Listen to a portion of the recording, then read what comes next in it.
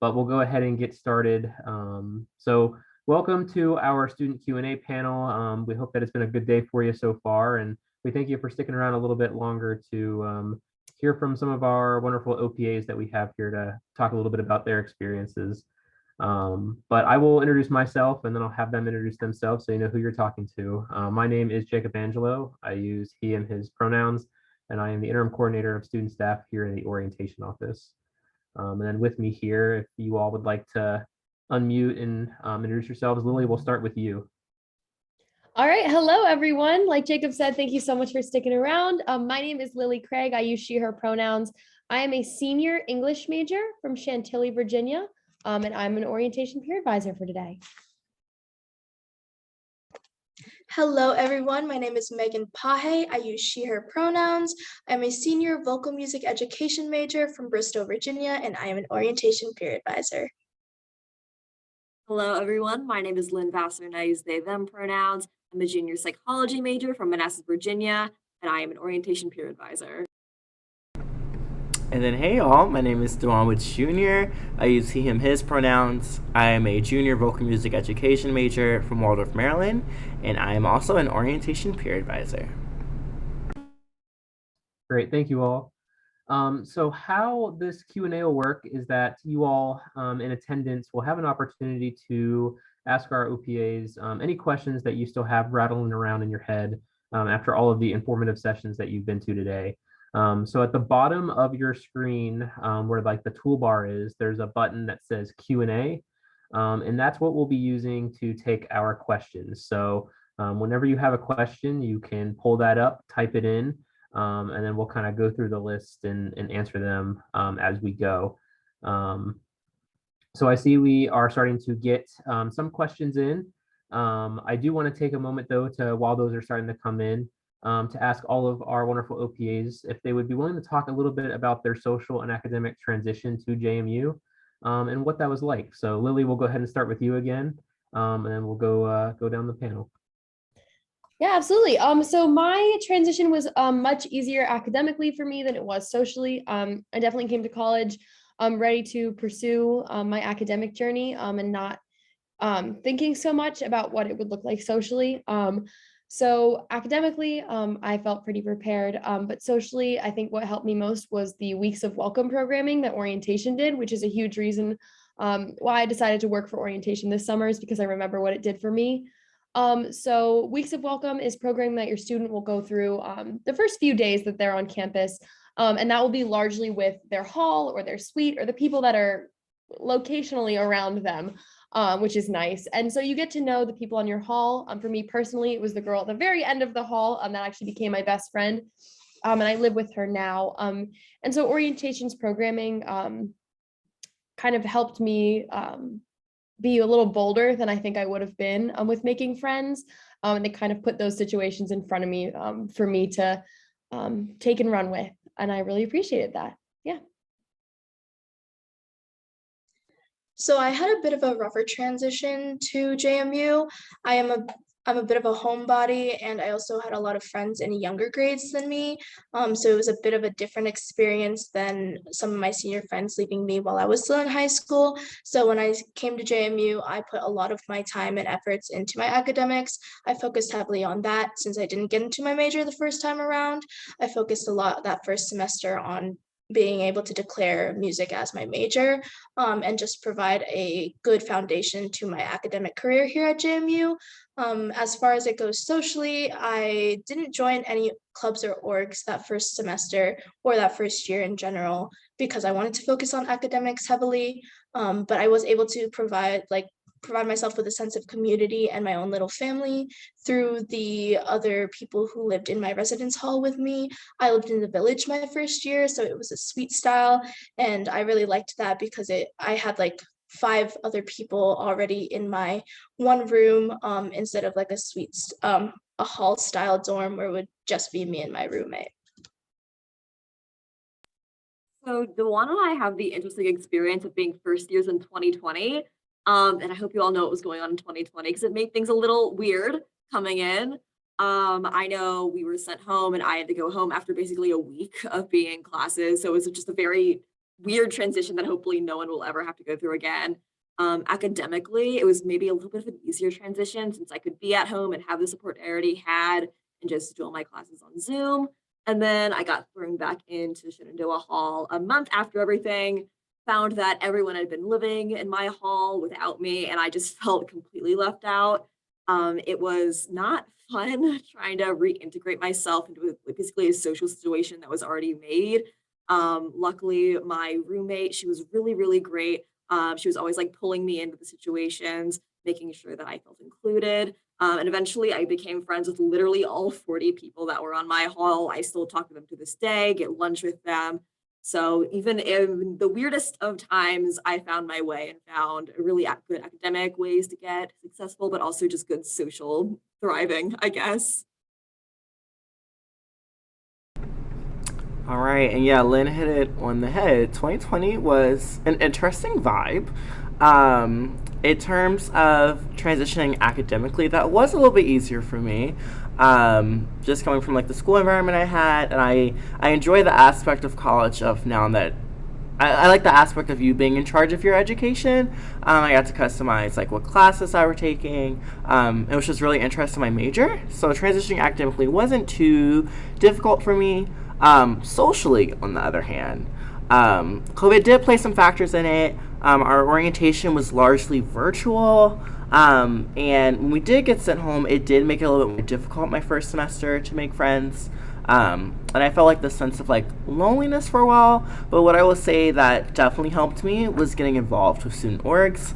That's why I always hype up student org night. And just really putting yourself out there as a first year. It can feel really scary at first and you feel like you're alone in the process, but truly you're all going through the transition together. And whether people are willing to admit it or not, everyone is scared in some regard about transitioning. So honestly, the best thing you can do for yourself is really put yourself out there.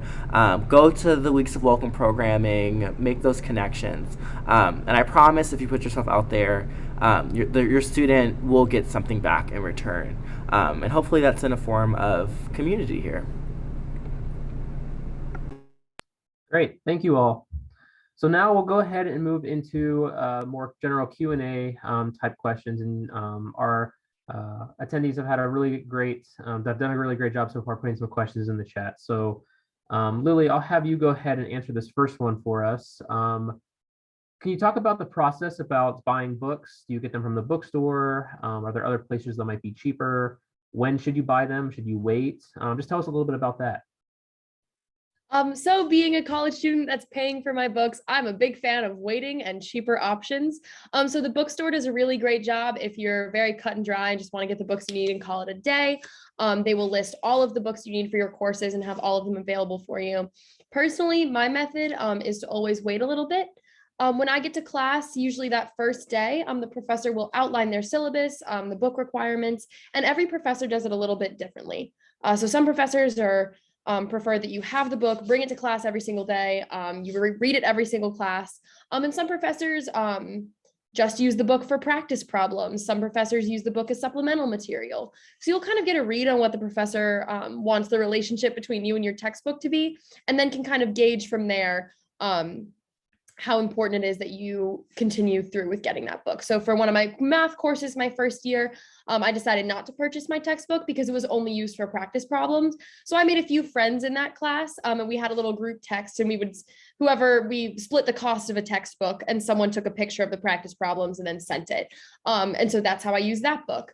When I do need to get a textbook for a class, I usually, there's a Facebook page similar to the JMU Parents one called JMU Undergraduate Book Exchange. And a lot of our students will join that and resell their textbooks. So a lot of these textbooks have been passed down and down and down of just college students who want to get stuff off of their hands. And so because of the structure of our general education courses, a lot of students need the same textbooks. So if you pop on that Facebook page, type in SCOM 123 is a super popular class, you will just see textbook after textbook after textbook. So that's always really a really simple way to do it the first few years. As textbooks get more specific, I definitely would recommend just purchasing them yourself, also because usually the content of them is pretty interesting and worth keeping around. But that's usually how I go about purchasing my books, if anyone wants to add anything. My big advice is to not buy and instead rent. It is so much cheaper, and chances are, even if you buy them, you're never going to look at the textbooks again. I know the ones that I have purchased are just kind of collecting dust in my room, waiting for someone to buy them. So absolutely rent from the bookstore. Amazon rentals has a lot of good options. Or my favorite thing is renting online, so it's even a little bit cheaper and not having that physical copy. If you're the kind of person that loves to like highlight in your textbooks, um, sorry, that's my train of thought. If you're the kind of person that likes to highlight in your textbooks, absolutely get the physical copy. I'm not that person. I love to sit just like in my bed, have my computer, writing in my little notebook, find out what works for you, but renting is absolutely the option.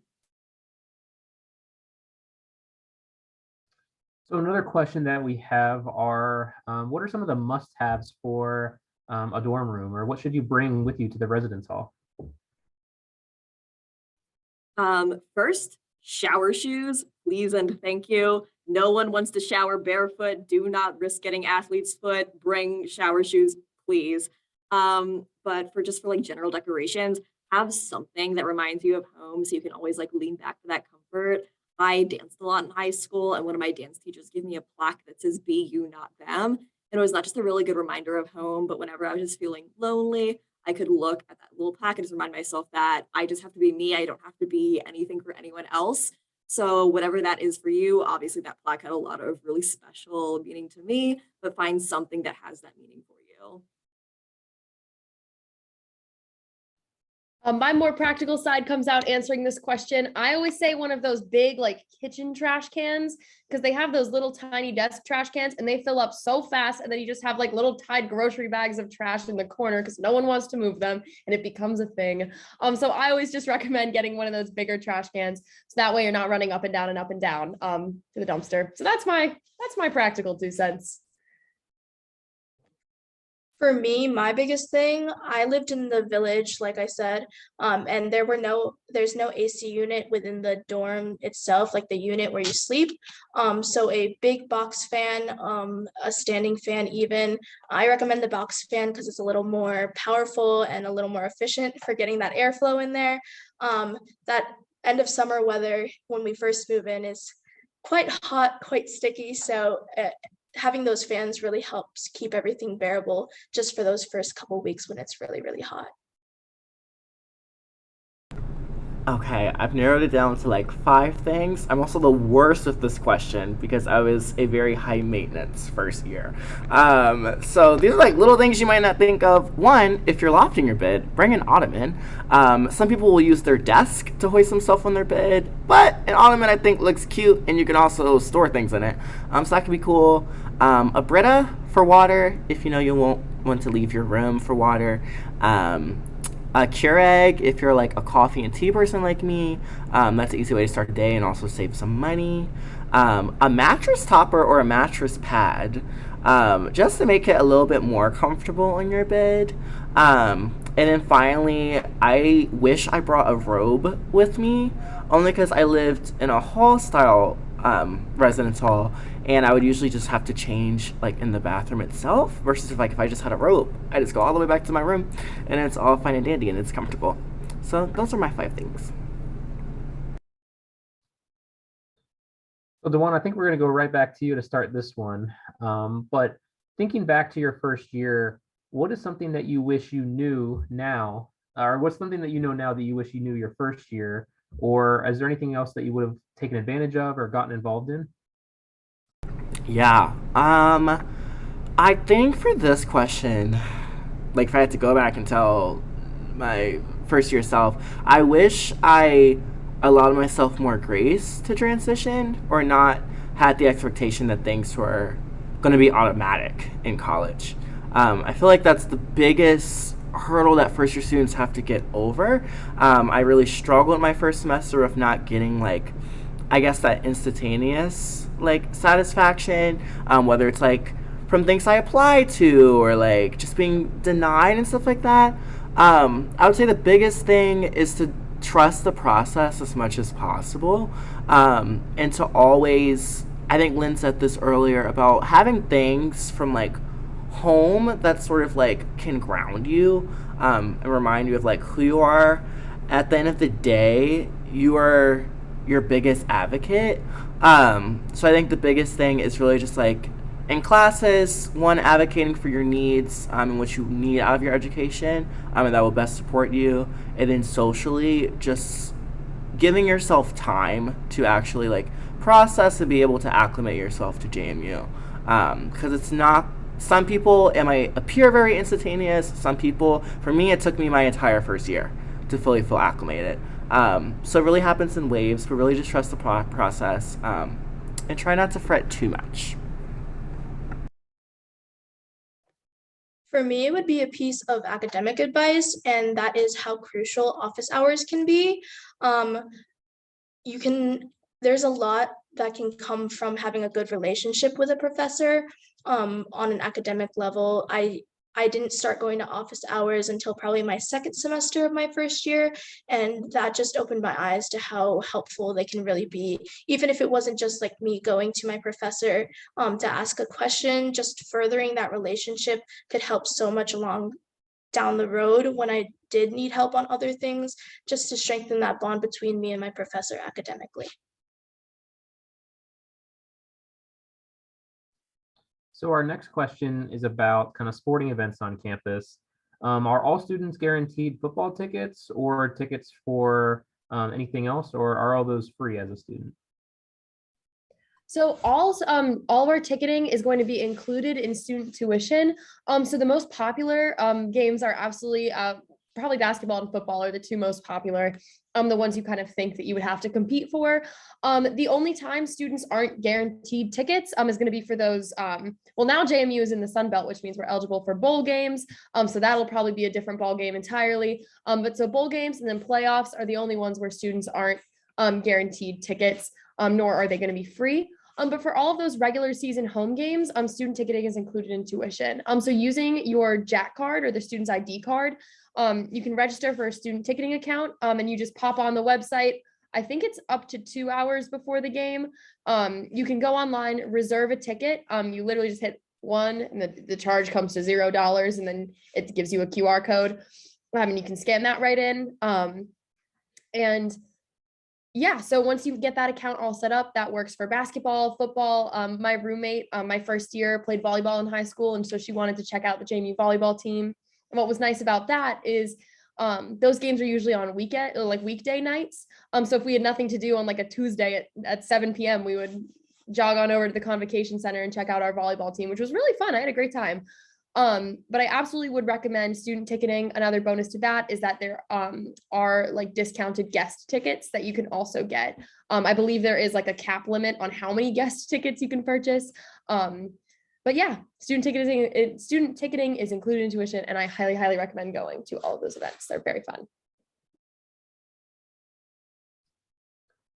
So we know when students come to campus, they typically will have a roommate, and it might be the first time that they're living with somebody new or somebody at all during their life. So if they do have issues with their roommate or are unable to work out something with the RA, are there other resources that they could access, or how does kind of that roommate process work? Dewan, do you have an answer for that one? Yeah, so in terms of roommate conflicts and stuff like that, your RA is really your primary point of contact, and they really are that good mediator and middle ground to help with any issues. When you do come in during weeks of welcome, you and your roommate sort of make like a little roommate contract / agreement, just sort of outlining like expectations you have for each other, and what to do when certain conflicts do arise. If they get like more severe and stuff like that, each residence hall also does have a hall director that can intervene and offer like advice and resolve conflict.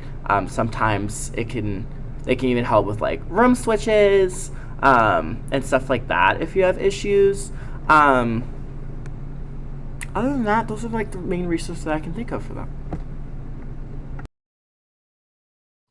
So speaking of living with people, can any of you talk about how the suite style dorms work, specifically with like the bathroom and how that community comes together?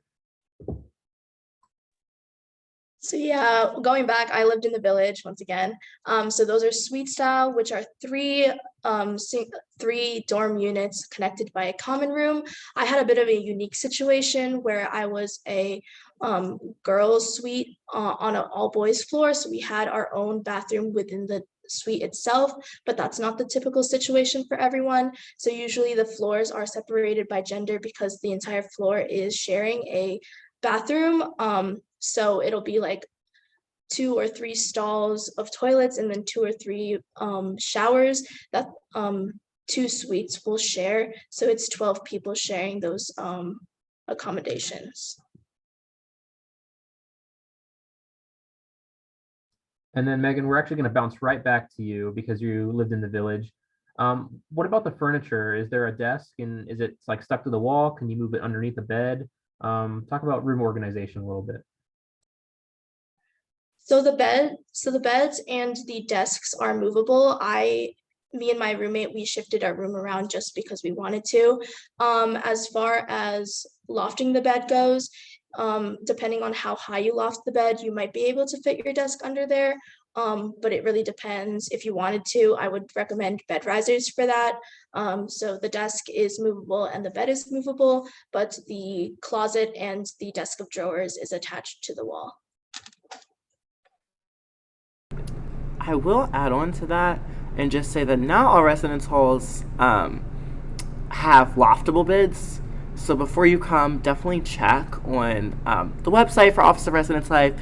Those are all outlined, but some residence halls, because of the ceiling height, you won't be able to loft it. However, if it is loftable, I know like Bluestone and Skyline have like those residence halls. What some students will do is they'll put their desk underneath to just offer up some more space in the room.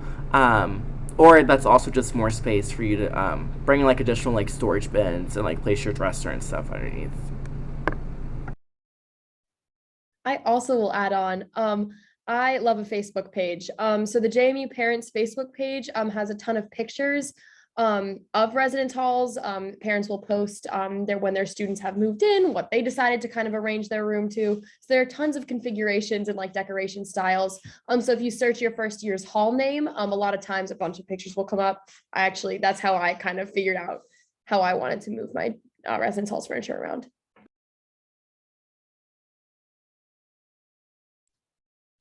All right. So, I mean, we are coming out of a really big pandemic, and COVID is still a very big thing. So, we have a question about COVID vaccines or COVID policies on campus and how that's handled. Does anyone have an answer for that? Yeah, I can kick us off.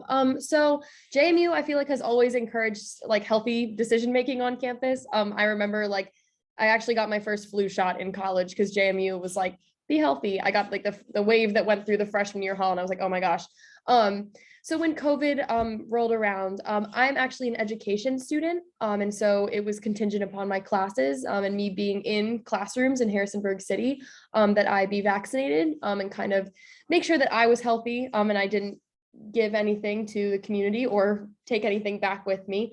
And so I was actually able to get a vaccination through JMU pretty early on. It was actually also a really cool opportunity for some of our upper level nursing students to be able to help out administering those vaccines. So in the midst of a really, really tough situation, I felt a lot of kind of JMU community in that process. So myself and a lot of my education student peers were all able to go to, they set up this makeshift, that makes it sound a little bit, it was a very well set up and professional environment, and they were able to roll out a bunch of vaccines for students. So I got mine super early on. Moving forward, JMU did enforce either a vaccination policy or if you decided not to get the vaccine, a signed waiver and an acknowledgement of risk, and then weekly COVID tests, which the health center also did a fantastic job of making those super accessible to students if there ever were issues with close contacts or exposure. And then currently, the university does not require a COVID vaccine. They're not mandating it anymore. And that they are following primarily like the CDC guidelines in terms of if a student does get sick, for their isolation and quarantine time. So all of that can also be answered by the University Health Center. It is available on their website if more information is needed on that. So switching gears back into kind of what we do in our orientation program is Weeks of Welcome for when students come back to campus in August. Is that just for first year students, or do other students participate in that as well? Yeah, so with this question, the cool thing about orientation here is that not only do we get to orient first year students, but we also get to orient transfer students that come to our university. So Weeks of Welcome is a 3-week event of programming, and it's targeted towards our first year transition students. However, I will say it's an extremely collaborative process. It was honestly one of the things that I fell in love with about orientation. You will see, especially on move-in day, so many other campus partners like fraternities and sororities or other service-based organizations helping out. And throughout Weeks of Welcome programming, I would say a large portion of the community comes together to help out. You will see performance-based groups offering up events. Of course, there's student org night, and I would say there's a lot of collaboration from like the upperclassmen community and also like the greater Harrisonburg community. So while orientation doesn't target those communities, they're still very much involved with helping orientation and our mission of like getting first-year students and transfer students acclimated to the university.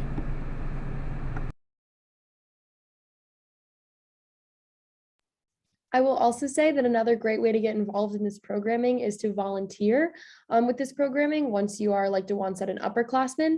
So we do have services that aren't directly affiliated with the orientation programming, come help with move-in and just kind of being a general enthusiastic presence. But the first year orientation guides, we call them our frogs, are entirely volunteer students starting your sophomore year and up until your senior year. And so that's a way that a lot of our students who feel really passionately about our orientation program, which so many do, all of us do here, will come back and be able to get involved kind of on the other end.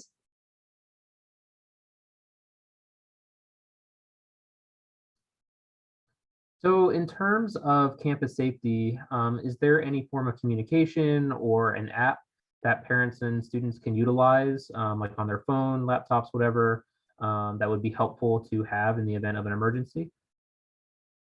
Yeah, so JMU uses an app called Live Safe.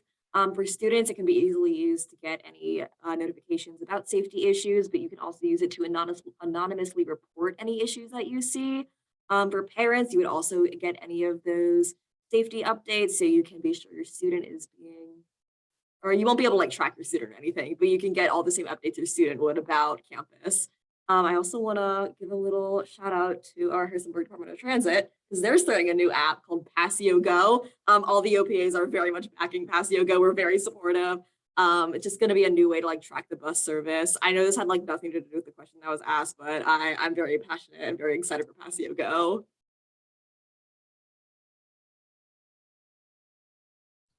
So Lynn, you did just touch on a little bit about the bus system. So can you talk a little bit about kind of the timing of that? Does it run on schedule? What are ways students can get around campus, around the Harrisonburg community? Just a little bit about the bus. Yeah, sure. So through campus, we have what is called the Intercampus Shuttle or ICS. It runs about every 7 minutes and it does a little loop from East Campus to main campus and then back to East Campus. So it's very easy to get around campus, to get off campus, and maybe to the Walmart. We have what is called the Shopper Bus. This is, I believe, a 30-minute schedule. That might not be the right information, but I'm pretty sure it's 30 minutes. So again, very easy to get to like the Walmart, the Target, anywhere off campus that you need to get any supplies. Once you move off campus, there is also like any of the colored lines. So you can get like from, if you have off-campus housing, you don't have to bring a car, you can still get to campus. And then any of the numbered lines are just Harrisonburg city buses. I had to get my license replaced freshman year. So I just took the number 4 bus to get the DMV. So very easy to use on the buses and all absolutely free for students to use. You can just show your JAC card and step on.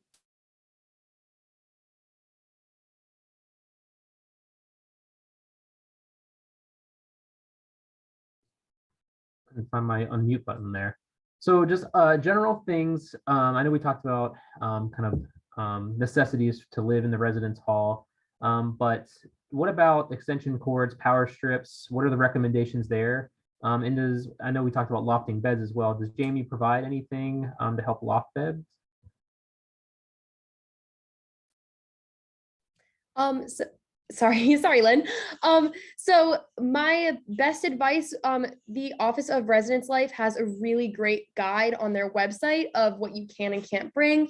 And in those kind of categories of common items to bring, they'll say like the type of extension cords or power strips that you can bring. So make sure that it is not going to be a fire hazard, which is always super helpful to not have those in your residence hall. The RA will also come around and check to make sure everything in the room is going to be up to code. But the best advice I have with things like that is to go directly through JMU. So as thrifty and secondhand as I am, I did buy my power cord, surge protector, things like that. I decided to purchase directly from the bookstore to make sure there wasn't any hassle with anything not being up to code. I didn't want to have to buy it twice. So that's what I decided to do, but I definitely would mostly recommend checking out the Office of Residence Life's website. They definitely have the most accurate and up-to-date information. As far as bed lofting goes, JMU does not provide those bed risers, so you will have to get those on your own. But most of the beds to like raise them or lower them will require a mallet. So I recommend bringing that on your move-in day. If your student wanted to do that during the year, though, the RA office should have a mallet for them to do so.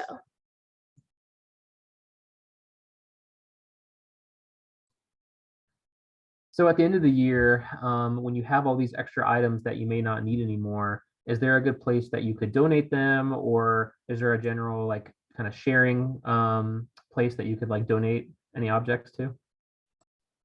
Here I am again, Facebook page. There's another Facebook page. It's called like JMU Buy Sell Trade, all caps. I love a Facebook page. Join all of them. They're fun.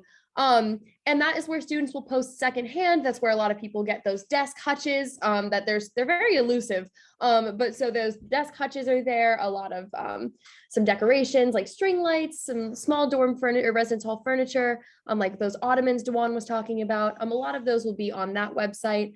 Or that Facebook page as well. Of course, you can always grab things at Walmart, but Walmart is absolutely insane, as you can imagine, in Harrisonburg on that first day of move-in. So I always do recommend that Facebook page. You'll just message a student, they'll say, great, I can meet you on the quad on your move-in time at August 19th, like I'll see you there. And then they hand whatever they hand to you, and call it a day. So that is what I use the most, and definitely what I thought was the most helpful. Also want to add really quick, a lot of residence halls will have just like little donation bins that you can put stuff in. So it's very easy to just like drop it down on the first floor. There's also like plenty of thrift stores around. We've got what's Goodwill, forgot the name of that for a second, Plato's Closet. Gift and Thrift is one that we all know and love as locals. So plenty of places to donate all your stuff. So I know Lynn talked earlier about kind of the on-campus bus and kind of the Harrisonburg community, but are there any options that for buses maybe that students can take to airports, or if they're going home for a break? Talk about transportation during that time. Yeah, your resident out of state person. What's really cool, there are lots of bus companies that will go through Godwin Transit Center. The one I would utilize, I think the one that's really popular is called the Virginia Breeze. So what they do is they take you to various points throughout Virginia. So they will go to the airports, but also take you to different like focus points. So that's how I would get home. Since that's first year student, you're not allowed to have your car. I would just take the Virginia Breeze to Arlington, and then I would take the Metro into Maryland and meet my parents. So that's a very efficient way of like getting back home. And then in terms of like on the weekends, there are like different schedules. What a lot of students will do to get around Harrisonburg or to go into town, they'll use what's called the shopper bus.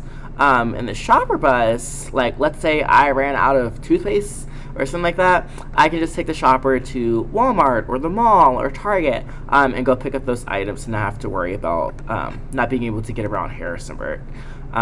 So yeah, there are still ways of you getting back home and just navigating around Harrisonburg even without a car. And I'll also add to what Dewan just shared. On campus, we have the Office of Parking and Transit Services, and on their website, they have a list of all of the kind of off-campus buses that can take you to anywhere like Virginia, to airports, kind of what the, or like even Amtrak stations, just general transportation that students might need to be able to access if they are going home for a long period of time or for breaks. There's also some like Facebook pages where students can find ride shares. So for example, if Dewan's going up to Maryland and is going to pass, an airport like Dulles Airport, somebody could just say, hey, can I ride with you? I found you on this website or on the Facebook page. Can we ride together? Can you drop me off at the airport and kind of go from there? So there are options for students. Another question that we have is, can parents or other family members see kind of course progression or grades for their students? So transcripts are available through My Madison, and so your student will be the only one with access to those transcripts on My Madison. I had a conversation before I came to college. The person who's paying for my college tuition spoke to me about their expectations for my grades and kind of what that would look like. And we kind of opened up that conversation for transparency to a point where I feel comfortable sharing if I'm struggling in a class. And they help me kind of, I heard about the tutoring centers at JMU. Have you checked those out? Or when I was in college, I went to a lot of office hours. Have you been doing that? And so having a conversation before I was really in a sticky situation made me feel a lot more comfortable approaching this person in my life with these expectations. And so setting that kind of before classes get tough and things get hard really helped me feel comfortable talking to other people about my grades. But it was still, it felt good that it was my response, like it was my choice to share my successes and my shortcomings. And I think that it's a really cool kind of transition into taking your own responsibility for academic well-being. And we are running a little short on time, or coming to the end of this session, but I do want to get at least one more question in, specifically about kind of housekeeping and just cleaning your kind of residence hall, the room that you're living in. So Dewan, can you talk a little bit about that? Like what, do students have to clean their bathroom, clean their room, what cleaning supplies should they bring? Just a little bit about that. So most definitely, in terms of the bathrooms, we have 3 different types of residence halls. So if your student is going to live in a hall style, or if they're going to live in a suite, those bathrooms are cleaned by housekeeping staff, and they are cleaned every day. So students will not have to worry about cleaning the bathrooms. They will only have to worry if they live in what's called a Jack and Jill. So that would be 2 roommates in a room that share a bathroom with another pair of roommates. And the only reason housekeeping does not clean it is since the bathroom is inside of the physical room itself. Housekeeping cannot enter your room and then into the bathroom for safety reasons. However, I know you all will prepare them more than enough to clean their own bathroom and stuff like that. And then in terms of like general stuff for your rooms, you do clean. I would say biggest things are to bring like Clorox wipes, to bring like air freshener and stuff like that. My roommate and I also would bring a broom, like a mini one, and then also, if you feel so inclined, like a small vacuum, just for like dusting and stuff like that. But other than that, there aren't too many other like big demanding cleaning stuff. Great, thank you. Well, with that, we are at the end of our time. I know we still have some questions in our chat. We're going to have Casey kind of come back on and wrap you up for the day, and she'll be able to answer some of those questions that we might have not been able to get to. But we want to thank all of our wonderful OPAs that were here to answer these questions. So if you want to give them a round of applause from behind your computer screen there, they know that I would know that they would appreciate that. So with that, we'll turn it over to Casey. Thank you all for being here, and go Dukes. All right, thank you all. And I have a presentation that I need to pull up. Alex, in the background, would you be able to make me the host so I can screen share that? And we'll get started here just momentarily.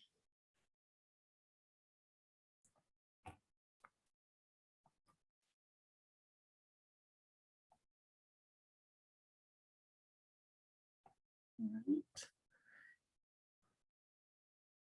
All right, I don't think I'm able to share, but that's all right. I'm going to cover all of the content and share all of the details for you. So this section, we're going to spend about the next 10 minutes going over what you can expect after today as you prepare for the next couple of weeks and prepare for move-in.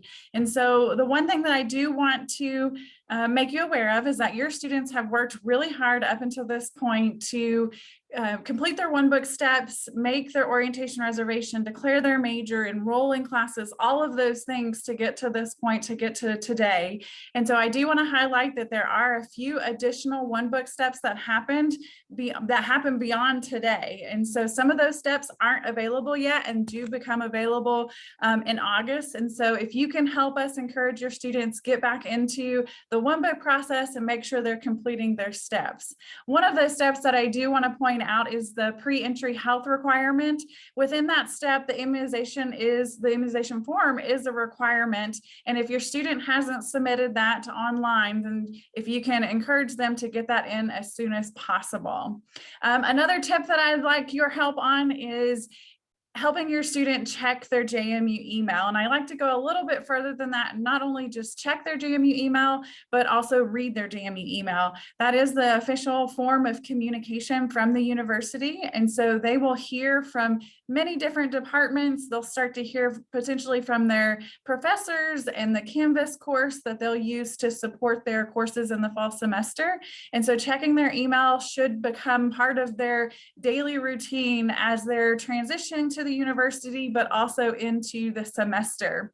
One of the important emails that I do want to point out is that Student Affairs on every Monday of the week sends out an email called Duke's Weekly, and it is filled with information that is happening during that week. So if your student is looking for ways to get involved, ways, jobs on campus, that email once a week on Mondays is a great resource for them to check out.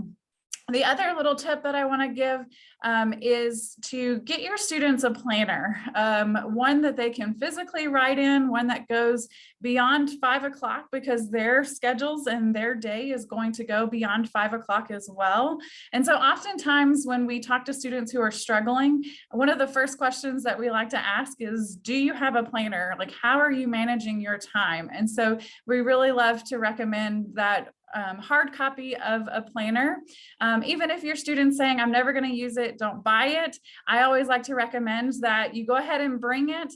And then, 3 weeks into the semester, when they call home and say, I'm just struggling managing all of this free time, or I'm not figuring out the best way to study and, section off time in my day to do that, then you can always say, hey, you've got that planner that I bought for you. Why don't you go ahead and pull it out and at least give it a try for a week to see if some of those things create a new habit for managing all of that free time. So I'm going to transition into a little bit of information about the housing process. And so we are past the room selection deadline. So for students to mutually request themselves in that process, that happened in early July. And so right now we are in the online room selection process. And so that started on July 11th and will finish up on July 22nd. And so students would have gotten an email from Residence Life with a day and a time that they would go into the system and select their residence hall room. And so I'm going to talk a little bit about that process in case your students hasn't already gone through that process. And so for the students who mutually requested one another, they're already paired into that roommate partnership. Whoever has the earlier of the date and the time to select would be the one to go into the system and pull that pair into a room that is available in the residence hall. For students who did not do the mutually agreeing roommate selection process, there are two different strategies for selecting that process. One would be when your student, they don't have a roommate, so when your student goes into the system, they are looking for an empty bedroom that doesn't have anyone in there. And so once they find that empty bedroom in the residence hall that is available, they'll put themselves in that that bedroom, and that will be their selection. And so at that time they won't have a roommate, and what they're doing is they're giving the control for someone else to come behind them and select them as a roommate. And so that is the second strategy. So that second strategy for a student who doesn't have a roommate, they would log into the system on that date and time, and what they could do is browse around to the different residence hall that only has one student in that residence hall room. And so once they find that one student, they'll be able to see a little bit of a profile about that student. Are they a morning person or a night person? And they would be able to decide, would this be a good match for the type of student that they are? If they decide yes, then they would simply match themselves in that room, and that would create that roommate partnership. If the first person they come across and it doesn't seem like a match, they can continue to browse around in the system until they find someone that they would like to pair up with. And so that selection process goes until July 22nd. And then shortly after that, Residence Life will send out more communication about selecting the move-in date that your student would like to move in on. And so your student will go in and be able to pick from 2 different dates. So our move-in dates are Friday, August 19th and Saturday, August 20th. And so it is important that you communicate with your student so that when they go into the system and they see the available move-in dates, that they are then going to select the date that you all have communicated, or at least the one that's available. Because it's important that you don't think you're moving your student in on Saturday at 4 o'clock and they go into the system and select Friday at 8 o'clock. And so you definitely want to make sure that communication happens prior to them going in and selecting, so that you all are on the same page and are agreeing on when you're coming to Harrisonburg. So again, those 2 move-in dates are Friday, August 19th and Saturday, August 20th. And so your student will go into the system, they'll be able to select a 1-hour time slot to then move in. So those time slots do start at 8 a.m. in the morning, and then the last time slot is 5 p.m. So that last time slot will go from 5 to 6. Definitely plan for it to be hot on these days. And I will say that even though it's a 1-hour time slot, that doesn't mean that you have to be moved in and out of Harrisonburg within that 1 hour. So what that means, that 1 hour of time, and I'll back up a little bit more. And so move-in is very strategically planned, and all the first year housing residence halls will be moving at the same time. So if you've been to Harrisonburg many times or never before, it's important that you follow the directions that are sent from Residence Life on this day. And the reason for that is the GPS won't take you the routes that we want you to take per that residence hall. And so oftentimes you'll see that on move-in days, we drive on service roads, we drive on sidewalks and on the grass. And we do that in order to get you as close as possible to that residence hall, so that we can eliminate, having to carry all of that heavy stuff a really far distance. And so be sure to have those directions available, print them out if you need to, and make sure that you follow those to prevent any additional headache or having to reroute kind of around Harrisonburg just to get in the appropriate spot for that residence hall move-in process. And so once you arrive to campus, you'll be able to park in that really nice prime parking place close to the residence hall, and you have that hour to then empty your car. And we will have volunteers. Our first year orientation guides will be available for move-in on both Friday and Saturday, and they will be helping. And there are a variety of other organizations on campus who volunteer to help as well. I do like to recommend that you come to campus ready to also help with move-in. I know in years past, other parents have shared how wonderful frogs are, and they absolutely are, but they shouldn't be expected to completely empty your car. And I want to help you come with that expectation that if you can help us empty that car as well, that would be a great help to the process. And so once your car is empty, we do ask that you get back in your car and you move it to one of our nearby parking lots, so that the folks who have that 1 hour window after you can also take advantage of those nice close prime parking places. And so once you move your empty car, you can always walk back and really dive into unpacking the belongings, starting to make the bed and whatnot, and getting settled into that residence hall room. I do want to point out there are a few special populations that will move in ahead of those 2 dates. Some of those are the Marching Royal Dukes. Some of the fall athletic teams will. If your student's a part of the Madison Orientation Adventure Trip, Duke's Making a Difference is a new program from the Community Service Learning Department. It is a cohort of students who move in early. They then do service around the Harrisonburg community. And so that is one population that'll move in advance. And there's a select few others. And so move-in information will come directly from those program coordinators. So make sure that your students checking their email for information for those special populations. A few tips that I like to give to help make move-in successful. Once your student has identified their roommate, I always recommend reaching out as early as possible so that you can start making those connections, start deciding who's going to bring some of those bigger items, so you don't have multiple of everything in that residence hall room. Space is limited, so as much as you can plan ahead of time, the better.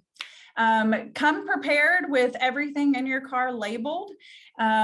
This will help the volunteers once they arrive to your car and they're ready to help you. If you've got everything labeled with the residence hall room, and some of them do have letters attached to it, so it could be room 101A or room 101B. Some of our halls have different wings to them that are denoted by that letter. And so having that a part of those labels on all of your items is critical to then getting them to the right location. So definitely label everything so those volunteers can help get it up to those rooms. If you have dollies or hand trucks, definitely bring those along. It saves on the number of trips you have to take. And then I like to recommend packing the bedding last, so that it's the first thing to come out of the car, and thus makes it really easy to start getting settled. I think making the bed starts to really give it a homey feel as you're helping your student get settled. I do want to point out there is lots of information in the one book. There's a list of what to bring, what not to bring, and there's lots of information on the Residence Life website. So be sure to check out those resources and make sure in the coming weeks that you're planning accordingly based on those recommendations and FAQs that are out there. So we talked a little bit about the arrival time. You definitely want to arrive during that 1 hour time that your student selects. And for the question of how long do I stay? So there's no need to get a hotel reservation that night. You can go ahead and say your goodbyes and leave Harrisonburg for the night. And so how long do you stay will kind of depend on that appointment that your student makes. And so like I said earlier, move-in goes from 8, and then that last appointment is at 5, and it goes until 6. And so shortly after that 6 o'clock hour window ends, residence advisor RAs and the frogs will swoop up all the students, get them connected to each other. They'll host a community time meeting, and then we'll have social programs that kicks off for our Weeks of Welcome program. So they really get immersed into the experience the night that they move in, and we keep them busy through the Weeks of Welcome program that starts immediately after they move in, and then that Weeks of Welcome program goes through September 11th. So a little bit more about the Weeks of Welcome program. Students move in Friday, Saturday, and then classes don't start until Wednesday. And so what we do during the time leading up into the classes is we structure the program so that there are academic sessions during the day. They're about 50 minutes to an hour and 15. So it mimics what being in a class is going to feel like. They get to experience the classroom setting ahead of actually walking into their first day of classes. classes. And so they can kind of start thinking about navigating campus and how to then transition between one session and another, and how much time do you have. So it really starts to give them that experience and start thinking through some of those things. And then in the evenings, we have more social opportunities for them to pick and choose another way to get connected and meet new folks who are also transitioning to JMU. And so then once classes start on Wednesday, there are many activities that'll continue through the next couple of weeks. And so they'll get more information through the one book process. There is a weeks of welcome one book step. And so the schedule and all of that information is coming in the coming weeks. So with that, I do want to tell you a little bit more about the rest of the day. So up next is what we call the campus connections. It's not a formal setting where you are attending a session, but we have made different campus resources, the contact information, their phone number and email addresses available in a nice website. So if you have more questions that weren't answered through the sessions today, please take the next few minutes that you have before the university closes at 5 and reach out to these departments and start getting some more of those questions answered. You, of course, can utilize tomorrow and Friday. We do close at noon on Friday, but definitely the coming weeks as we then move and start preparing for those move-in dates and weeks of welcome. But this is a great time where campus partners are ready and available to answer your questions. And lastly, we do have a program evaluation on the website. If you have joined us today for any of our sessions, we would love to hear your feedback so that we can continue to improve our sessions for our newest Dukes, both the students and the families, and especially from the virtual experience. So we would love to hear from you. And I can't wait to interact with you all and see you all in August. And so we will see you soon. Thank you all for a wonderful day.